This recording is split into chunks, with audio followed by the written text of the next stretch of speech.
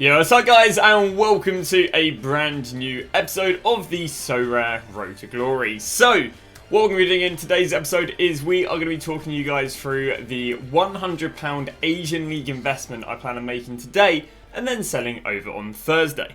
As always, if you guys are interested in signing up to SoRare, there is a referral link down below. Once winning 5 cards on the bidding market, you get yourself a free tradable limited card. One disclaimer I will just say about this is the average value of that card is about £2 to £7, so please don't start madly overpaying on the auction. Another thing I must say is you do have to be 18 to play SoRare because it is real life money and that money is there to be lost as well as made. And finally, if you guys are interested in watching this trading live, I do it live on Twitch from 6:30 every single day. Now I apologise there wasn't a video this morning because what the video was meant to be this morning was how good is 3 AM bidding. Which literally meant I woke up at 3 AM to do bidding. The problem is, SoRare data just crashed. So I, got about 3-4 in the morning, was absolutely shattered, and SoRare just wasn't loading any players up. So I was like, I'm gonna have to call it a day. I'm gonna have to reschedule or redo how the video went. Did get a few good deals actually. So I got this guy for £2.50 selling at £3.50. This guy at £3.50 selling at £4.50.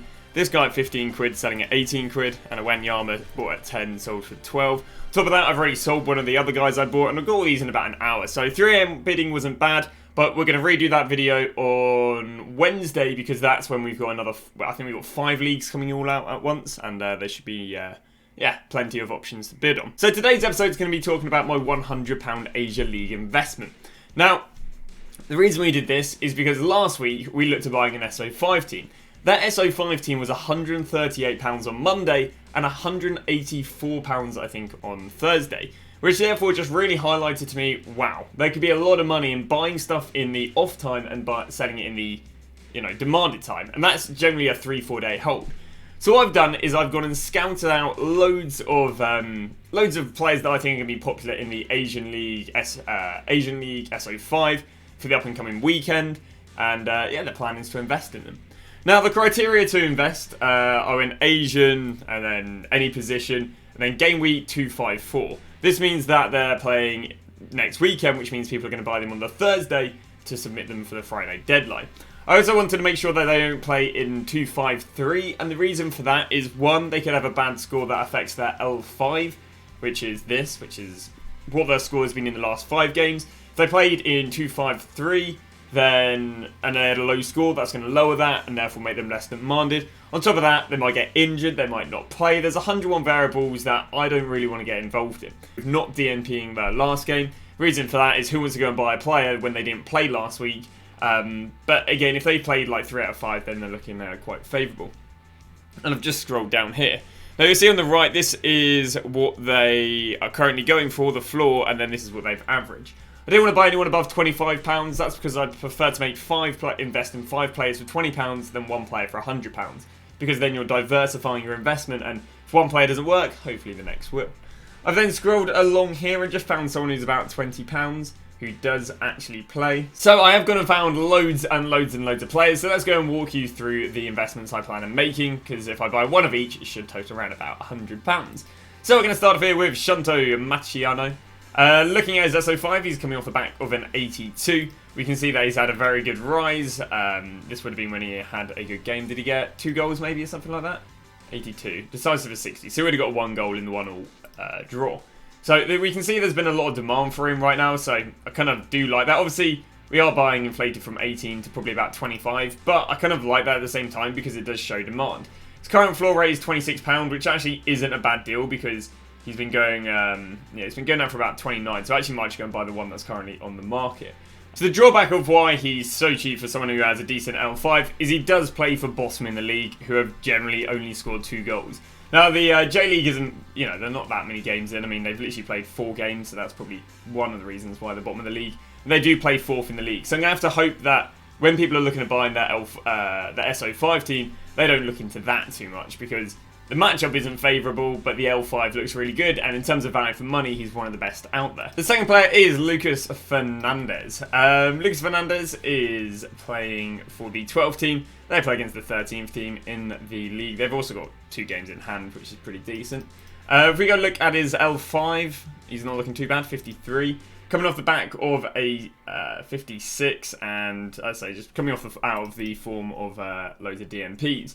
In terms of his rise last week, I don't think it was too amazing. I think it went from, what, £10 to £12. Not really the return on investment I'd want. On the other hand, he has increased the amount of games he's played in his L5. This would have gone from 60 to 50%. And yeah, I think his average probably would have been lowered a little bit. But yeah, not too bad. It's another investment again. £12 is nice and cheap. Next player we've gone for is Choi Chul-son. Mainly just because this is a cheaper and I just want to see how it will go.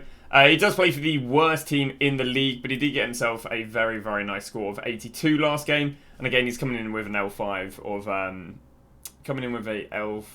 of 56. But yeah, I say he's just a £5 investment. I just want to see how this card really goes.